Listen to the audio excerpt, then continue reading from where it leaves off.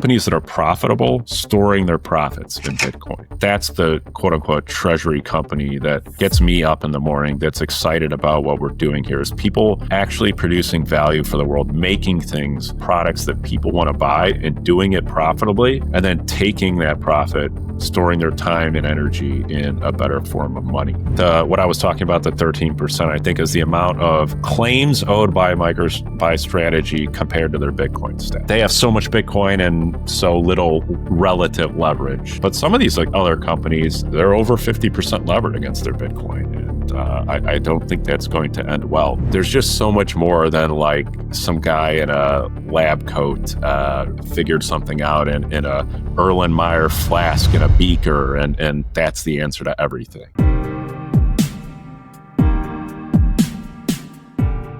I think Daniel I had on before, and now he connected me with you, and it's freaking awesome to have you on now. Yeah, Daniel was our founder. He's the one who started Sovereign. He put a ton of work in. Unfortunately, he's just had some personal health issues, and I won't get too much into it to respect his privacy, but he's had to take a step back and effectively has deputized me, and I'm eternally grateful for him for doing that. He's been incredibly gracious, and I couldn't ask anything more of him to sort of turn the operation over to me and do a lot of the stuff he was doing. So we miss Daniel dearly. I pray for him every single day, and I hope he can come back soon. And I know he wants to be a part of this. I know he wants to be contributing, but just some unfortunate health circumstances that don't allow him to do it. So great guy, wonderful guy, great founder, and we're itching to have him back. So it's a reminder of how health and time, and they're very intercorrelated, are the only thing that are like, okay, not the only thing, like family and all, like there's a lot of things in there, but like health and time is like so much more valuable than Bitcoin itself, because a lot of people say like, oh, Bitcoin, and like I eat shitty instant noodle the rest of my life. I'm like, yeah, you probably shouldn't do that. You probably should eat something better. The rest of your life is going to be very short. And you know, that's such a great point. I really haven't shared this publicly. I put a post on Nostr, a couple of years ago, maybe, and maybe a year and a half ago. And I had some serious health concerns. Probably 2 years ago. I still have, to this day, I have absolutely no idea what it was. I had some really scary stuff I would get crazy heart palpitations, and wasn't a panic attack, wasn't anything. It just, my entire body felt like every blood vessel was about to explode. There were a couple times where, I was like, I'm going to go into cardiac arrest here. Got all sorts of tests. Everything was fine. And I'll never forget, I was on a work trip at the time in New Mexico, and I was, the high altitude in New Mexico was just exacerbating the problem, making it even worse. And the plane flight out there, I thought I was going to have to tell him to ground the plane. I didn't think I was going to be able to take off. It was like that serious. I don't know, by the grace of God, I got in the air, and when we got to altitude, I felt better for some reason. Landed, and I was just sitting in the hotel room. It was like maybe like April of 23, something like that. And I'm sitting there and I'm going, I have to start telling my wife, she knows how to access all the Bitcoin. We've had this conversation before, but I'm like, I really am going to have to tell her, we need to walk through this. We need to do this now. Like, I don't even know if I'm going to be here. Like, I don't know. It's crazy. Or I think it was April of 24, because my wife was pregnant at the time, and I was like, I might not even like see my son be born. And it was just really, it was so scary. And at that, everything snapped into focus at this point. It's like, it doesn't even matter how much Bitcoin I have. Like, if I'm not here, it's all irrelevant. And, thankfully, I slowly started to recover, slowly started to feel better. I don't, to this day, I have no idea how, why, what led to my recovery, why I'm still here today. And it was just a very humbling experience. And all of a sudden, Bitcoin really doesn't matter if your health's not in order very, very, very quickly. So sorry for the long tangent that kind of came out here at the beginning, but just wanted to share that. I love that. Anecdote. And yeah, I love that. But a small side tangent. All the great speakers are always apologizing for the long tangents. And I know personally, the listeners love exactly those tangents. So you at least on my podcast, you definitely don't have to apologize for long tangents, because I know I love them and all my listeners love them. awesome. All right, well, no more apologies, and maybe that won't be the last one. We'll see here. But it's really interesting. I've talked, like I have thankfully I haven't gotten to the I haven't gone for anything similar. I have some here and there, some health problems, but nothing ever serious. The closest thing maybe that I had like was end of last year, where I kind of had a panic attack. Not like really, like did not vomit, anything like that. I was just freaking overworked, and then my body reacted, and then I like, oh shit, I should prioritize life and not work. And then I did that, and since then, like I'm super fine. But I think it's very hard to understand for me and for a lot of the listeners that have never gone through something like that, what you actually go through if you fear for your own life. Like I heard a lot of stories, and I might could talk about it, but like actually being in the moment, just I think that feels very different. Yeah, it's so true. And I made a lot of praying, a lot of discussions with God, and maybe that was His way of being like, hey, you need to get your priorities in order. You're focusing on the wrong things. Look at what's most important. And I don't know. I still don't know. But you really start to have some deep introspection, and you start looking back at yourself too. Like, what have I done with my life? Like, what if this is the end? Did I just waste, I think I was 40 at the time.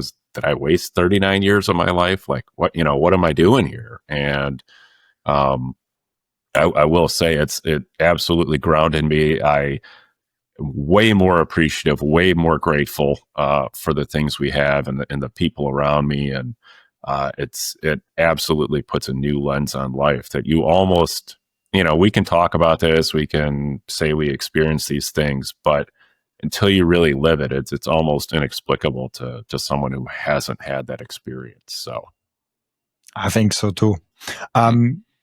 In that moment, or like after that moment, did you change something of like diet or like anything that you like, or like work related stuff, like relationships, like anything?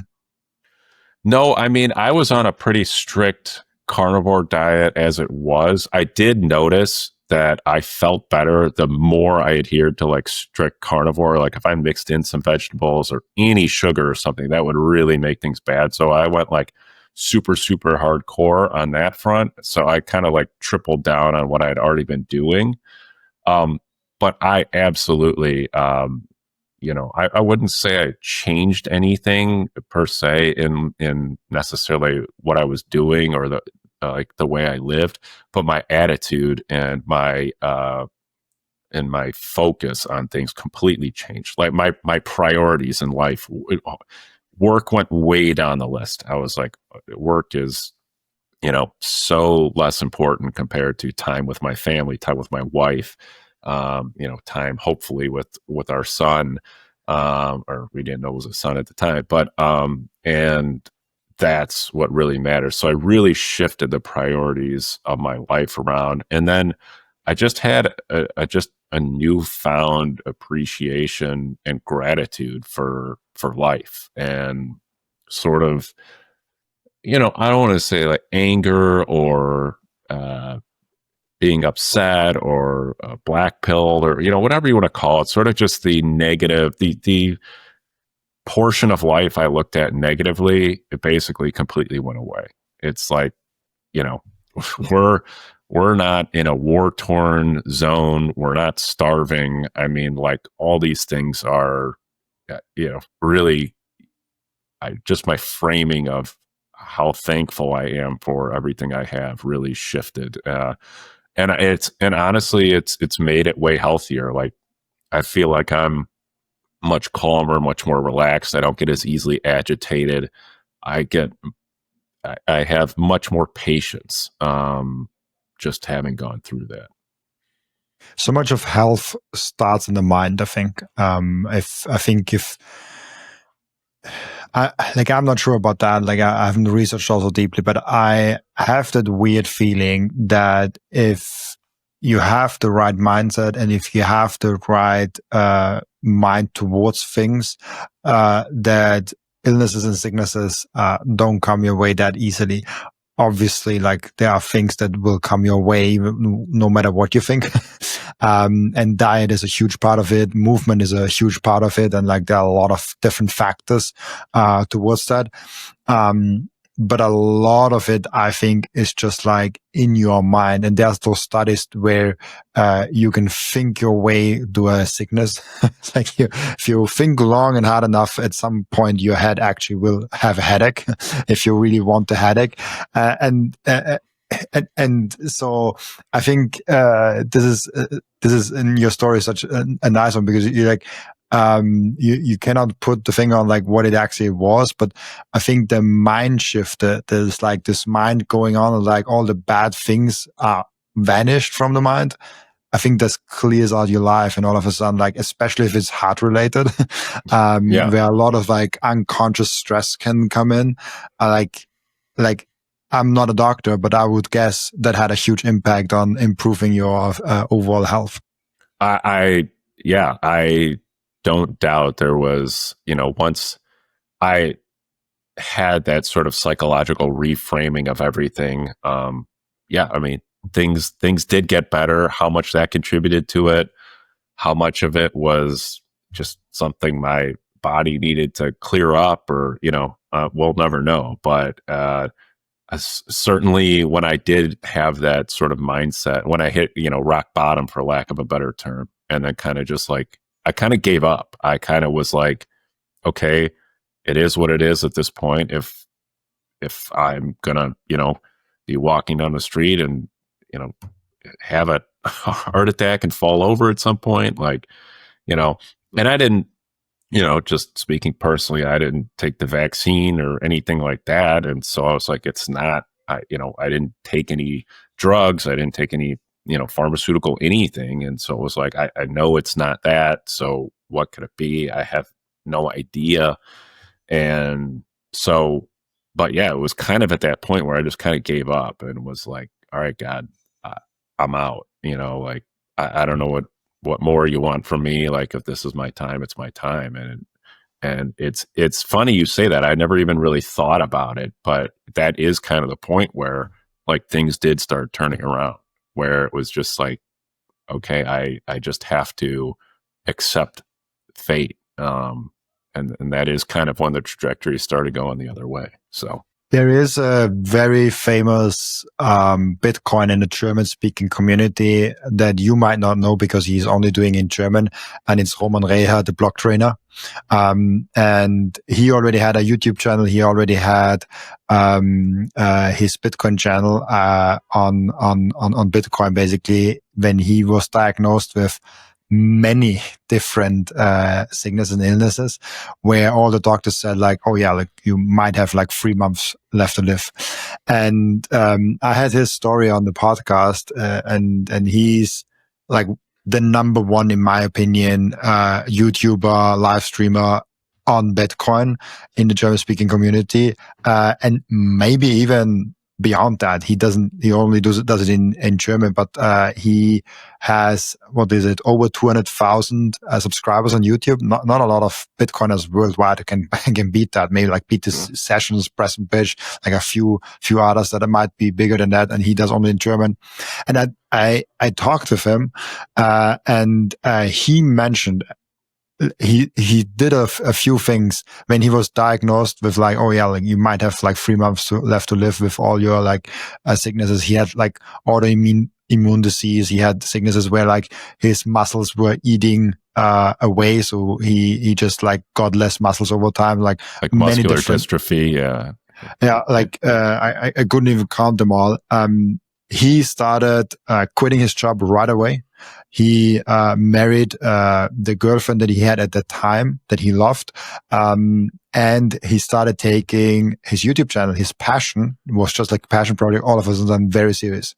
And this is now like 4 or 5 years ago, and he still lives, and he's very, very healthy. He went really deep down the rabbit hole of food. He still enjoys nice food, for example, like pizza, and he makes that example. But he does everything himself, like everything from the pizza, like the dough and everything, that he does it himself. Like if he makes pasta, he makes the pasta himself and all of that. He works out every day in the gym, for himself. Like he looks super pumped and super healthy also. I'm just saying that because this is, your story reminded me a little bit of his, maybe with him, like, being a little bit more traumatic even, and with like actual like, oh yeah, you have that disease and like you actually probably won't make it, like certified from a doctor, and like the doctor were wrong. And I'm telling you this because I think a lot of that just starts in the freaking mind of like, how do you take life? We know like how stress is evolved. There's like good stress and there's bad stress, and like good stress is like the kind of the proof of work that you're getting into, and the bad stress is kind of like you doing proof of work for someone else that you actually don't really want to do. So sorry for my long tangent now, but I think it's a huge story. I love it. And now you got my mind thinking, it just, a lot of the stuff that's been going on the last couple of years, like to me, it's clear that there's clearly like a spiritual battle of good and evil. And there always has been. And I've always believed in good versus evil, but it just, for whatever reason, seems even more prominent in the last few years. It almost seems like we're like reaching an apex, like a world war in the spiritual realm. And to your point about the psychology and thing, there's just so much more to life that I feel like it's like, get in the public school, science explains everything, stop asking questions. If we can't put an equation on it, then it's not real. And it's like, I think there is so much more to life, and frequencies and so many things we don't understand or has been lost throughout history that cultures used to understand, and when we don't anymore. And there's just so much more than like some guy in a lab coat figured something out in a Erlenmeyer flask in a beaker, and that's the answer to everything. Like, there's just so much more. I 100% agree. Through this whole process, your view on Bitcoin change at all? Like, did you look differently on Bitcoin through that like experience? It's funny. It almost, I already, Bitcoiner, super low time preference, in this for the future. The Bitcoin I have is for me and my wife to survive, and my kids to thrive, and my kids' kids to thrive. This is building generational wealth in the family. And I took almost an even longer point of view, an even lower time preference view, that like, okay, here's what I stacked for my family. And, my wife, who's a Bitcoiner as well, she's got her, cold card and connects to the node, and, she knows how to, hits up Sparrow, knows how to do everything. And it's like, I know it'll be in good hands. And it's like, this will kind of be the legacy I left behind, that like I set my family up for generations to come, with what I provided them. And it was like, it was a moment of seeing Bitcoin for, have you ever heard of the book, Die with Zero? No. Okay, so it's a book. It was kind of popular in the US. It's basically like the boomer anthem. Like, go to the grave with nothing, like spend it all. And I should preface it, like there was some good advice in there, like, hey, if you want to give money to your kids, give it to them when they're 30, not when they're 50. You know, it's going to do a lot more good. And so I don't want to completely poo-poo the book, but it was kind of like, hey, you know, spend everything now, have a good time, do what you want to do. If you want to give money to charity, give it away now, you know, blah, blah, blah. It was an interesting kind of thought-provoking book, but it was basically like, you know, don't leave anything behind. And I sort of took the frame of like, I want to leave as much as I can behind, as opposed to sort of living for me and for the now and my family, and like this sort of, you know, make our life better now. And then there is an element, you should do that. And, you know, you shouldn't be sleeping on a floor or, you know, freezing in the winter, things like that. But you should also have like the longest term view possible. Like how far is your family tree going to go? And then make sure that that person has some Bitcoin. And so it like extended my view even of a Bitcoin being, you know, I think Michael Saylor calls it 1,000-year money. I mean, it could be a 10,000-year money. You know, we don't know. So Very, very true. There was one guest on who said, kind of echoing the thing of like live rich and die broke, which yeah, like I can see that argument, and I do think you should spend your Bitcoin. I do think you should use it because it is a tool and it should be used. But there is a great thing that you can do to build generational wealth and give your kids something to rely on. Potentially, if you have like 1 Bitcoin, 10 Bitcoin, whatever you have, if you really pay attention and your kid pays attention to that and your grandkids pay attention to that, you could make a line of your family that never has to worry about the money part and never has to worry about that. And what happens with people that don't have to worry about money, they can really like do something with their life beyond the worry on that. And I mean, there are some bad examples of like trust fund kids that like completely go like, there are negative examples of a dad leaving a lot of money for the kids, of like how the kid also can go like a very bad route. But in general, like I like the idea. And if your kid cannot handle the money, it's not a testament that we shouldn't give them money through inheritance. It's more a testament of bad parenting, I guess. What? No, that's exactly right. Like, you know, these trust fund kids, these negative kids, they get money plus no parental guidance. That's the combination that turns these monsters out. It's the dad's not there because he's spending all his time building this wealth, and then he just hands the wealth over. Whereas something like Bitcoin, it's like you need to steward this. You need to explain this to your children. You need to be a good parent. You need the guidance, and then you know that moves down the generational ladder, as opposed to just here's your inheritance. Here's 1 Bitcoin. When you're 20, it's worth, you know, God knows what in, you know, 20 years from now. And, you know, just go do debaucherous, whatever you want to do, you know, as libertine as you can possibly get. And like, that's not being a good steward of the money. That's not the sort of general wealth I'm talking about. I'm talking about exactly what you were talking about, where you provide them the opportunity to not have to worry about the money. Now go build something. Now go do something. I mean, I think back, I left my corporate job that I was in for almost 20 years to come work at Sovereign. And it was only because I didn't have to worry about like, you know, my day-to-day expenses being covered over the next 12 to 18 months. It's like, I can go do something I want to do. And now we're starting a business. We're, you know, getting our, you know, clients in the door. We're onboarding businesses. We're watching companies adopt a Bitcoin standard, and I mean, it's so cool. We're building something of value as opposed to just being, you know, some corporate slave or or whatever, where you're just there for a paycheck because you're worried about your immediate needs and survival, as opposed to actually having the ability to build some.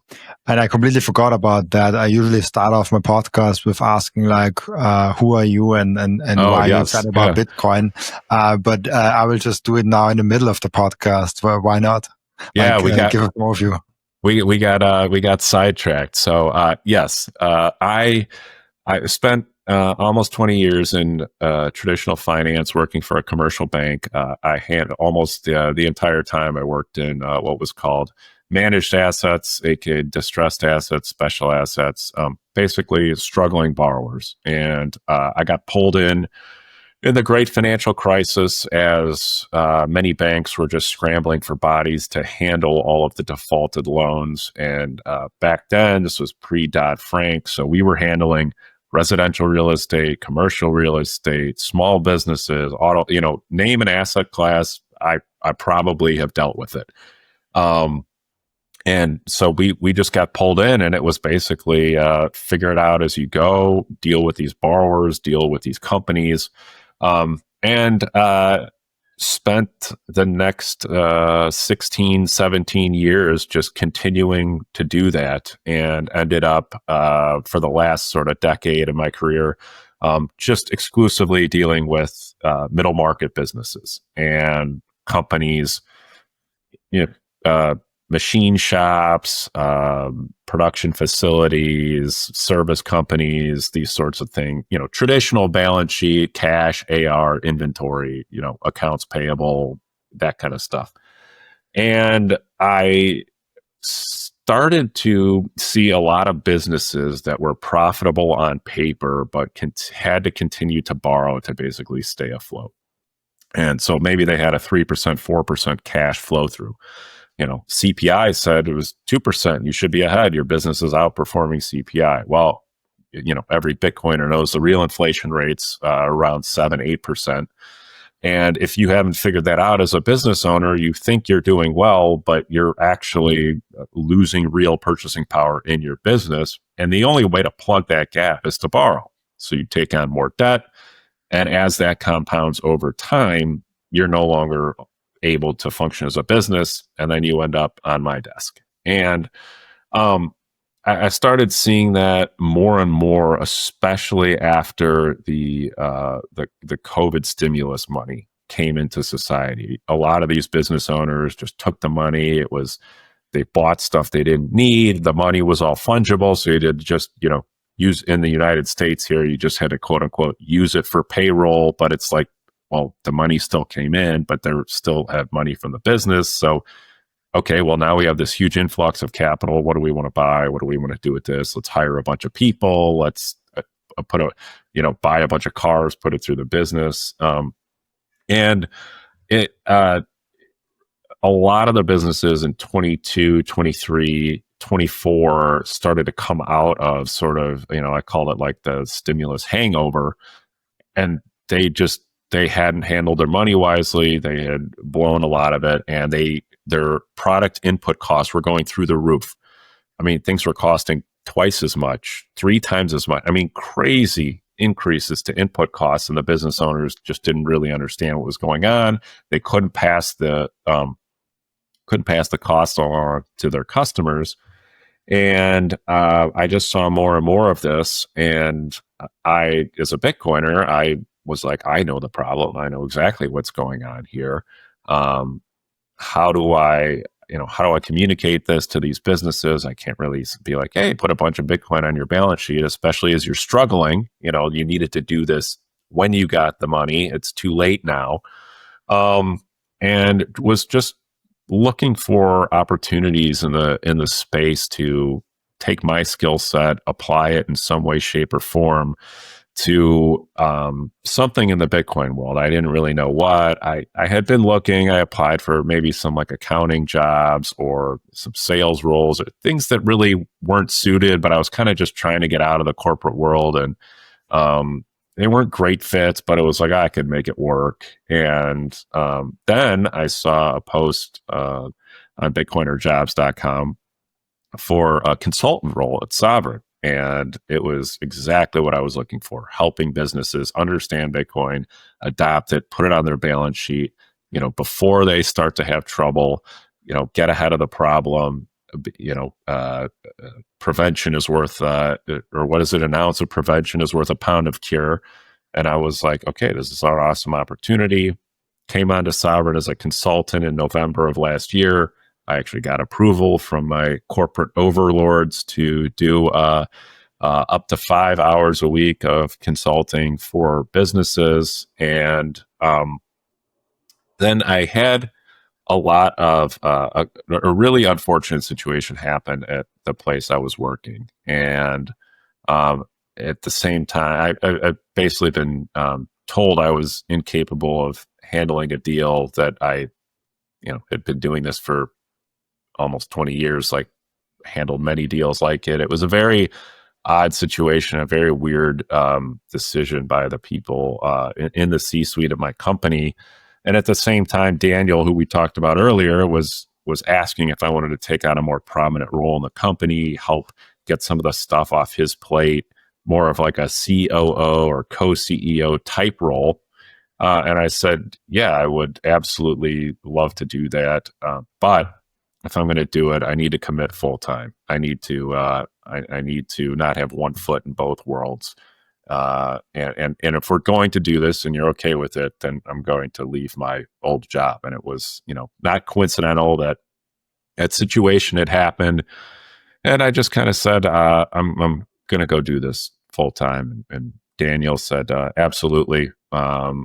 If you're willing to do it, let's do it. And so I went on paternity leave. We had our first kid back in January, and the hour back in the office from paternity leave, I walked into my boss's office and put in my 2 weeks and told them I'd be coming to run this company. And that was back in March. And here we are 6 months later. And it's one of the best decisions I've ever made in my life. So I finally and officially mine Bitcoin. This is not just something to stack more Satoshis, but it's most importantly also to support the network. Individual miners are the ones that keep the Bitcoin network decentralized. And by the way, you get KYC-free Bitcoin. That's why I use simplemining. I get an actual proper Bitcoin miner. They set it up for me. They repair it if it breaks down. And most importantly, they let me choose the pool and even connect my own full node. I'm completely sovereign and I'm completely in control, and I can sign up with Ocean, no account needed. I just give them a Bitcoin address and then there's mining going on. No KYC, nothing. So if you're ready to mine Bitcoin, go to simplemining.io, tell them you come from Robin, and let's mine Bitcoin together. I want to tell you about something very special to me. It's called Microseed. If you hold your Bitcoin in self-custody,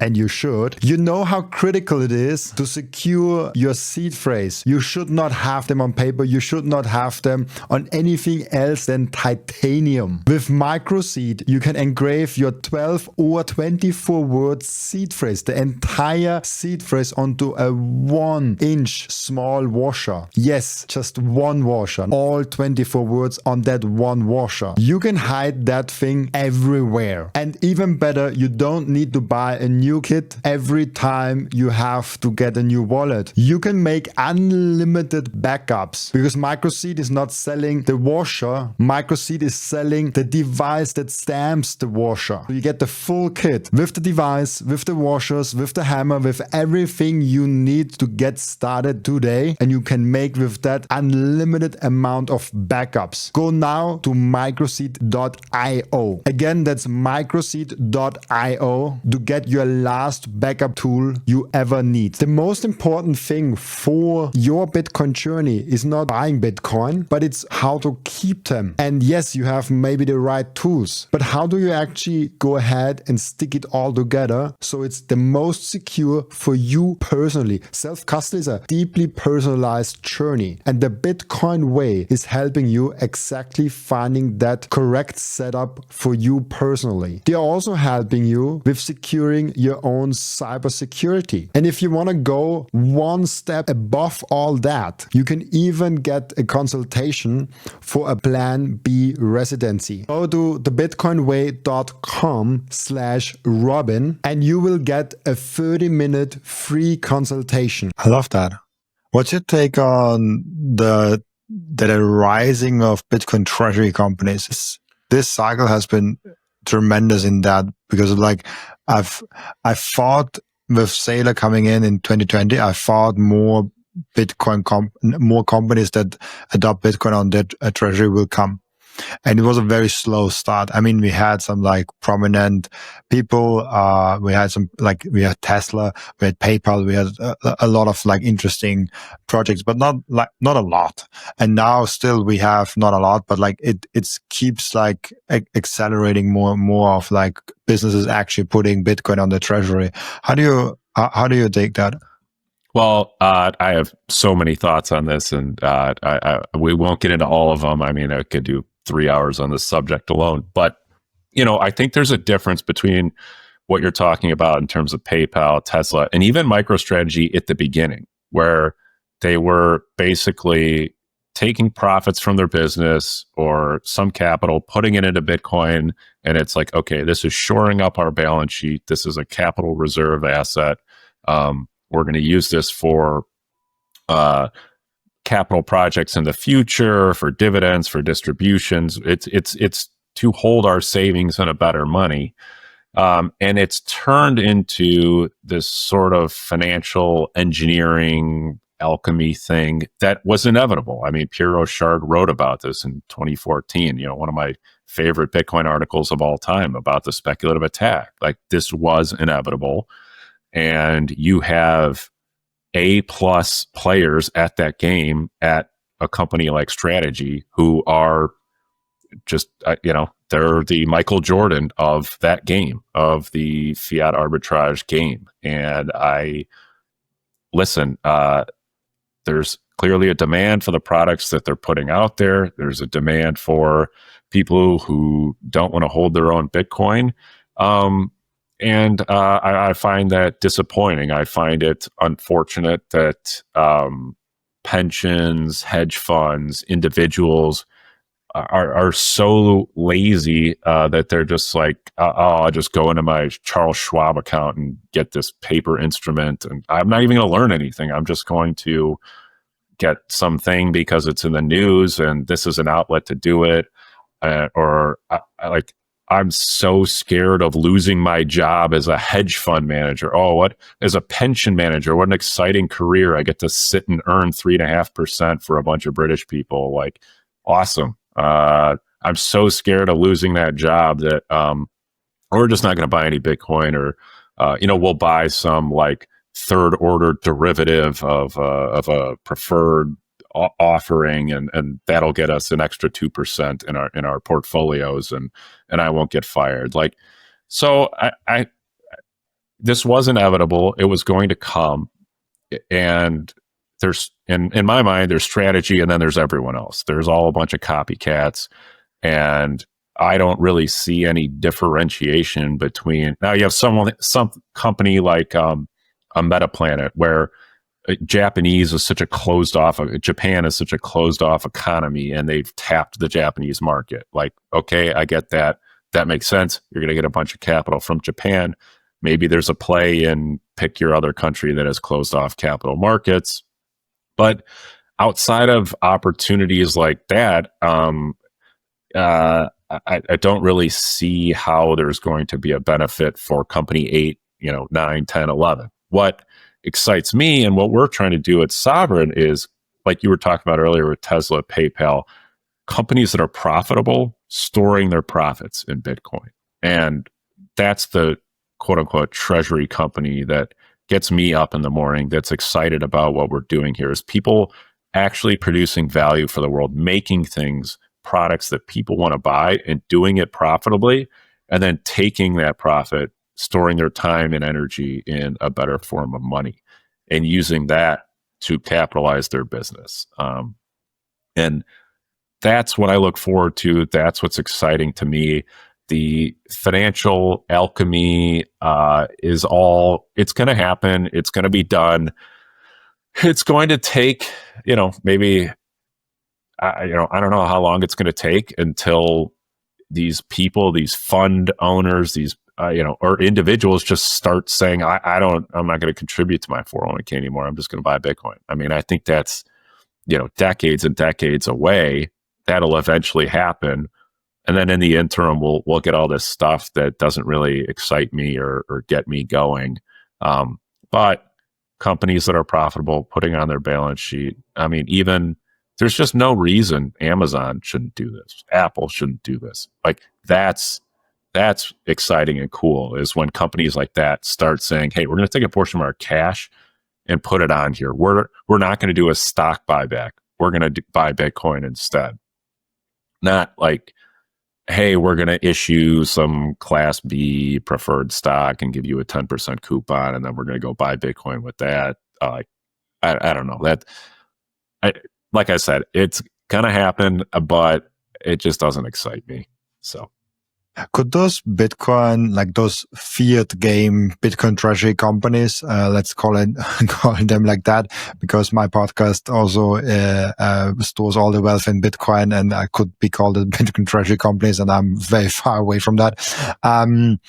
Could those fiat game Bitcoin Treasury companies like mostly go to bust? I say mostly because I do think they provide some service, but like I don't know if we need like 100 of them. Well, I would say as long as your leverage is below Bitcoin's CAGR, I think you should be fine.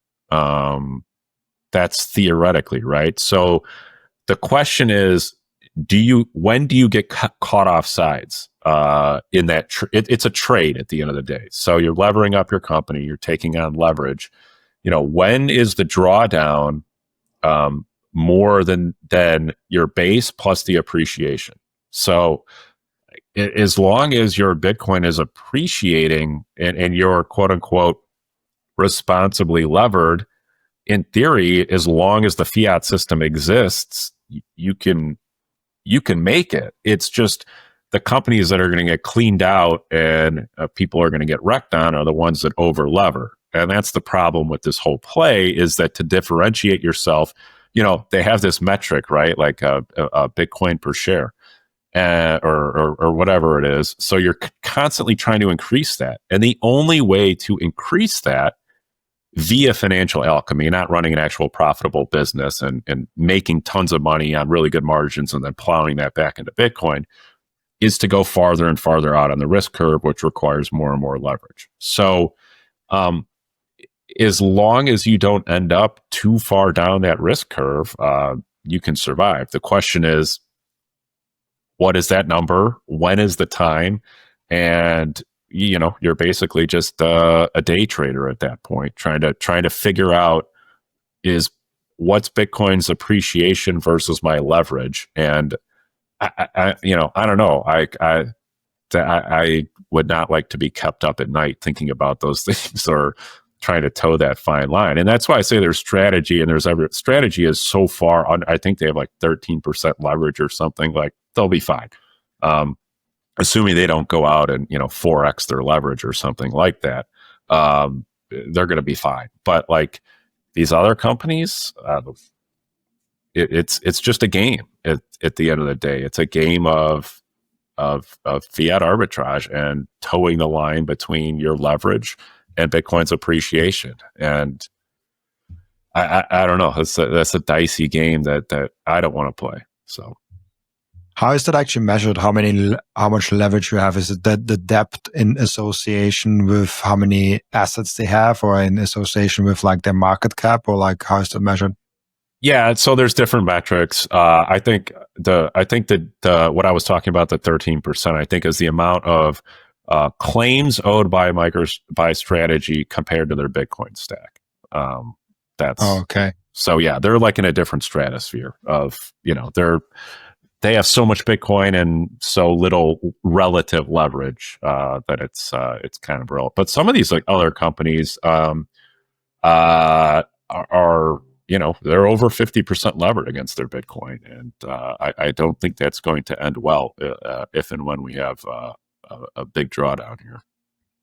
Yeah, over 50%. And why? I don't fully like. Why is it a problem? Why is like a problem if the leverage is above the Bitcoin CAGR? I mean, I like, just full disclosure, I don't deal with debt. I don't like leverage.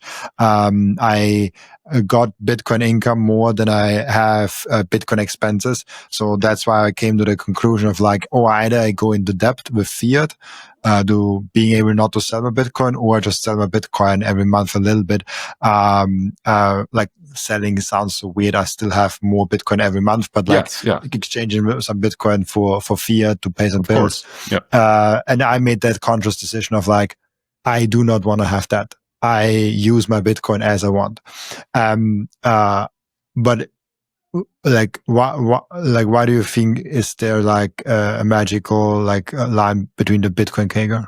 So there's not a magical line. It's and there's other factors of what other debt you have and what schedule those are on, and is it fixed debt? And there's a lot of different things to think about there. But the general concept is that if your underlying collateral is growing faster than your debt, you can effectively do it forever. So if the increase in your debt is less than the increase in your collateral, then as long as that works for you, you can continue that into perpetuity. The problem is that, Bitcoin's annual CAGR may be 45, 50%, but it's 300 one year, 200 one year, and then it's negative 75 another year. And so you could end up in a situation where you have that big down year, or even down month or down quarter or whatever, and then you get caught off sides where now you're under collateralized. Your Bitcoin is now worth less than your debt, and that's when you get margin called, and then you get fully liquidated. And so it's not a perfect one-to-one, and your leverage ratios would depend on other things, but it's just sort of a general concept that if you can grow your debt at a slower pace than the appreciation of your collateral, you can do that forever. That's sort of the general concept. Interesting. Yeah, but I thought about it because I think it's highly unlikely that Bitcoin, like a 50% CAGR or like above 50% CAGR, like if someone had like 60% leverage, let's say they would need like a 75% CAGR, that to be continued within the next, like, I don't know, 10 years, very hard. I mean, I just had a podcast guest on like today. It will probably be already published in a few days. Yeah. That says like, Bitcoin will double till ever every year. I'm like, I don't know. But outside of that situation, like a 55% CAGR, 60% CAGR, that would be huge. Yeah, it's a massive, and like I said, it's again, if you have a 60% CAGR and you're depending on what if you're 65% levered, so you're borrowing 65% of your Bitcoin stack, and then Bitcoin goes up six. So say you have $100,000 worth of Bitcoin, you're buying $65,000. So your Bitcoin then goes up 60% the next year, so it's 160,000. So now you're at 65 to 160,000, which is around 40%, something like that. So now you're repricing it. So if you stay there, now you can withstand a like a 75% drawdown, but a lot of these companies, what they're going to want to do is increase it and then build their stack on top of it. So as they increase it, they try to add more Bitcoin. And that's where the trouble comes in, is if you get a drawdown of the Bitcoin to a point where it's lower than you're at the actual, if the collateral value goes lower than your actual debt, or meets it, that's when you get margin called. And that's where the trouble comes in. So it's not a perfect, CAGR's 29 and your leverage is 28. It's not exactly how it works, but the just the general concept is that you're increasing your debt less than the value of Bitcoin is appreciating. Is the general concept. Interesting. Yeah. So they're like, I find Bitcoin Treasury companies fascinating because there's a whole new world within Bitcoin. Like very different people, very different vibe. And I do think there is a lot of like overlap between the ICO boom in 2017? 17. And maybe also the NFT thing in 2021, and now like the treasury companies, which is a very big shame because I love seeing companies putting Bitcoin on the balance sheet. Like that's an amazing thing. I'm just not a fan of debt, but I guess if you use it in a smart way and you're doing it okay, like I'm fine with that. I think it's maybe I'm just hedging myself also because if I tell everyone like don't go to leverage, don't do debt, that's always a safe way. Nobody will get wrecked if they don't use leverage. If I say like, oh, like leverage is okay, leverage is good, and someone, because of what I said, goes on to leverage and he gets wrecked, he's like, oh, like what? Why did you say that? Like, so like maybe it's just like also a kind of a hedge for myself. Definitely the most conservative approach is don't use leverage, but Jack Mallers, I think, made the best analogy that leverage is like fire. It can heat your home or it can burn it to the ground. And it's a tool in the fiat system. Unfortunately, we all have bills to pay and other things like that. And some of us would rather borrow against our Bitcoin than sell it for many, many reasons. The least of which being is what we talked about earlier, that if you're borrowing less than the appreciation of your Bitcoin each year, well, you kept your Bitcoin and your debt's actually getting cheaper.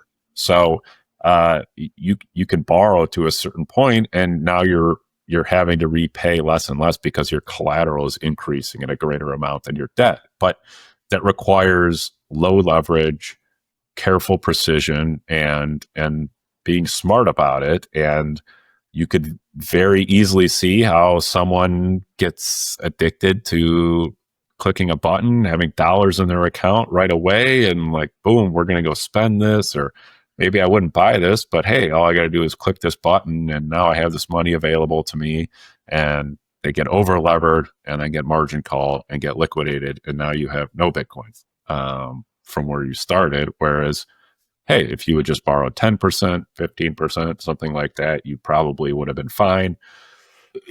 A big part of what you're talking about is it is the safe thing to just tell people don't do it, because you don't know how individuals are going to react to the situation. You can't control them when they, it's like, hey, go into the candy store, but just get like one sucker and then come out. And it's like, well, you don't know what happens when you let them in that candy store. They might walk out with a garbage bag full of 19 different candies and go out and eat a bunch of crap. So like, it's really, really hard to advise someone to go do something that could be beneficial, but if used wrong, will be so detrimental. Like the benefits of the leverage are far outweighed by the downside if things go wrong. I 100% agree. I love the analogy with the candy because it is very true. Like once you get like the first loan and you're like, oh, okay, I just press that buttons, I commit those forms, and all of a sudden I have like those 10 grand in my bank account. Why don't I get 5K more? Why don't I get like 20K more? Like, why don't I get this more? And all of a sudden you're living in that dreamland of like, there's free money. And as some wise man once said, there's no free lunch. And all of a sudden you're like, oh, fuck, I'm bankrupt.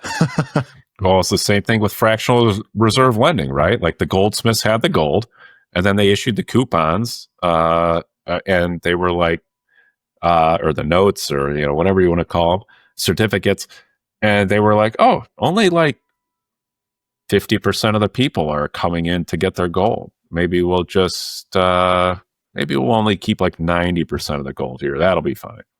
And then maybe like 88%. Oh, only 40% of the people are coming in. Okay, 78. And before you know it, you just keep going and going and going. And it's just this incremental creep. And then it's like, okay. And then at some point that has to end because more people than the gold you have come in and ask for it. More debt than you have Bitcoin all of a sudden shows up, and that's when there's a run on you as a goldsmith, and that's when you get liquidated as a Bitcoiner. So it's a slippery slope that it requires discipline, and some people can do that. Some people can successfully function in that system, apply appropriate discipline, and use it correctly. But you just don't know how the person on the other side of the equation is going to react when they get that, like you said, that first hit. And then it's like, well, maybe a little more. What's the harm? Oh, Bitcoin's up like 5% today. I can get a little more. And then there's a 9% drop the next day. And it's like, so you just don't know how people are going to react. And even people that may seem responsible and have done everything else correctly in their life and have lived responsible lives, and you just don't know when they're tempted with that ability to just sort of get money and get what they want instantly. So the creature of Jekyll Island. Yeah, it's almost like they knew what they were doing, huh? Yeah. Almost. Yeah. Really cool. I have one question that I asked each and every one of my new guests on the show, and the question is, what can we learn from you besides Bitcoin? Oh man.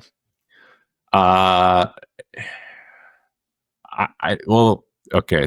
There's definitely a lot of stuff there are many thoughts on your head, I see. Yes, yeah. Well, there's definitely a lot you can learn from me on the food side. I have done extensive research on the food. I had horrific allergies, asthma, eczema, cured it all myself with changing my diet and getting on a ketogenic diet and cutting sugar out and all these things. So I can guarantee you could learn that from me. However, I have in the last year or so been really going down this old world rabbit hole of this idea of our history not being accurate, potentially civilizations that were wiped out by some sort of cataclysm, and we kind of walked into the remnants of what they had. I mean, you look at things like a Capitol building in Helena, Montana, which to this day has only 8,000 people living there. Still, to this day, a Capitol building that looks like the White House. I mean, how did that get there? When was it built?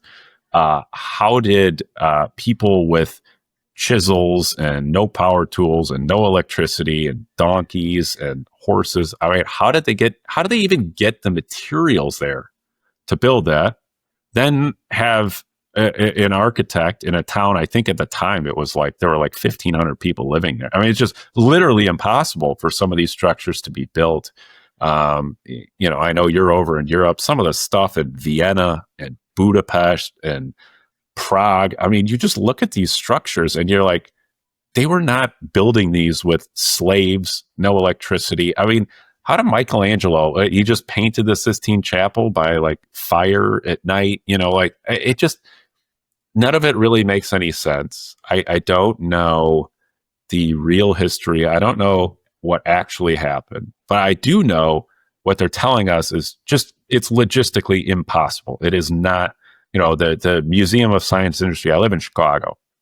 The Museum of Science and Industry here, if you look at the Wikipedia entry, they say it was built in like 1 year just for the World Fair. It was just put together in a year. I mean, if you've seen this building, the outside and the inside are I mean, it looks like something out of, old world Europe. Like you can't believe how beautiful and incredible it is. It's like, no one built this in a year.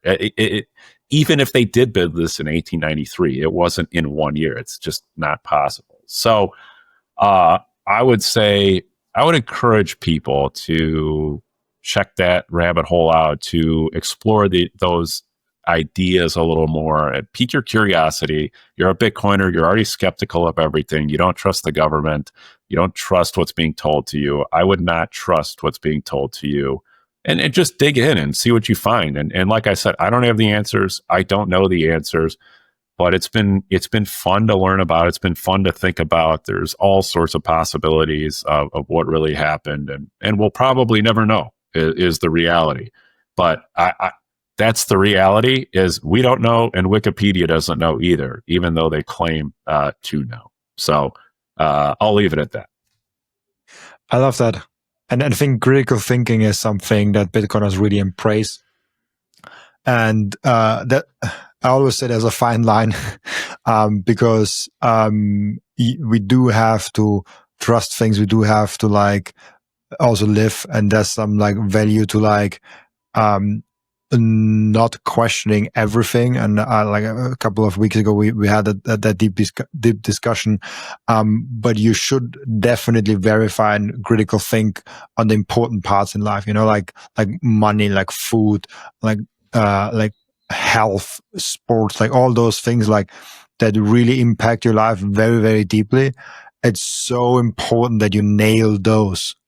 And if you nail those, like go on and explore more and go deeper into things to learn.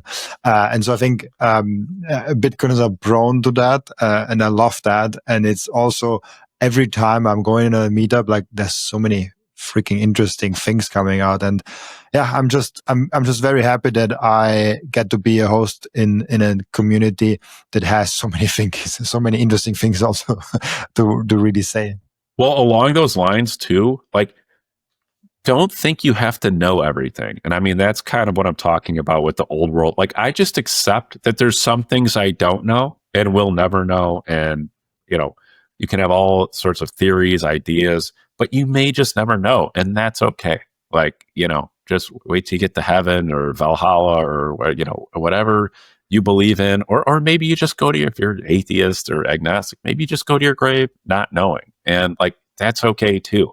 But to your point, be willing to question these things, be inquisitive, and then figure out what you can, do your best. But it's okay to not have like all the answers and know 100% perfectly. You don't have to, you know, just spend a ton of time going down crazy rabbit holes that have no end. If like that may not be satisfying, that may not be worth your time. And so just accepting that there's things beyond our knowledge, beyond you know, like I said, we're all Bitcoiners. You've already checked your ego once, just check it again, that we may not know everything, and that's okay. 100%.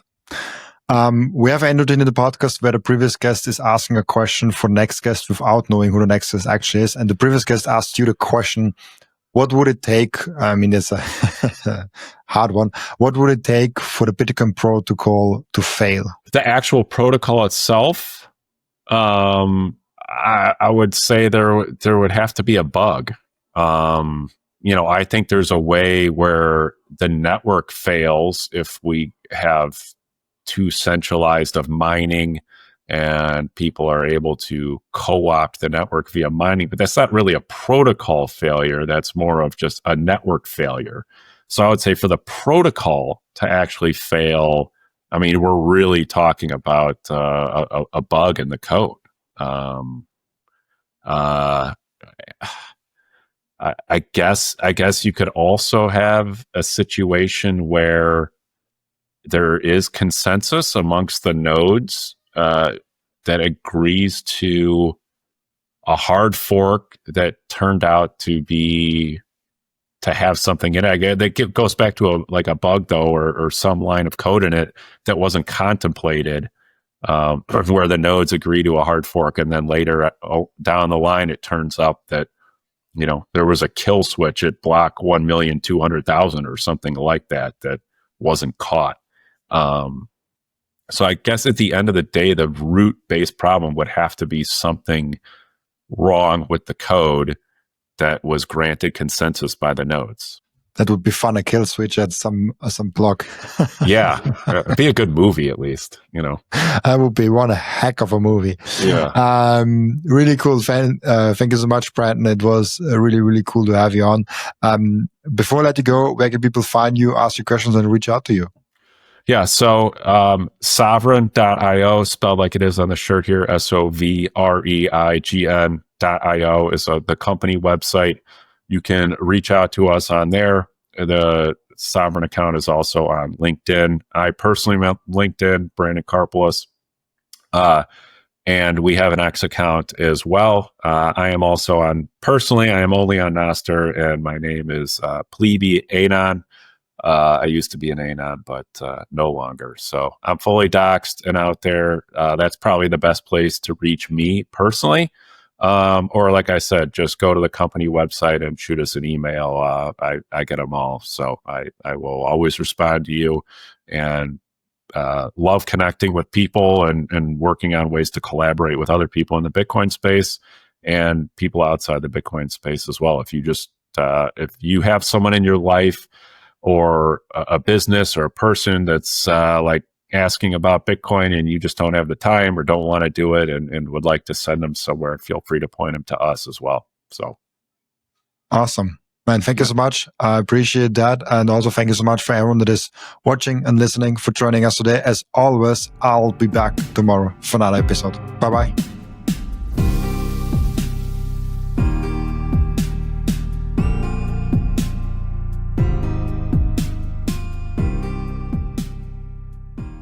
This content is for educational and entertainment purposes only and does not constitute financial advice.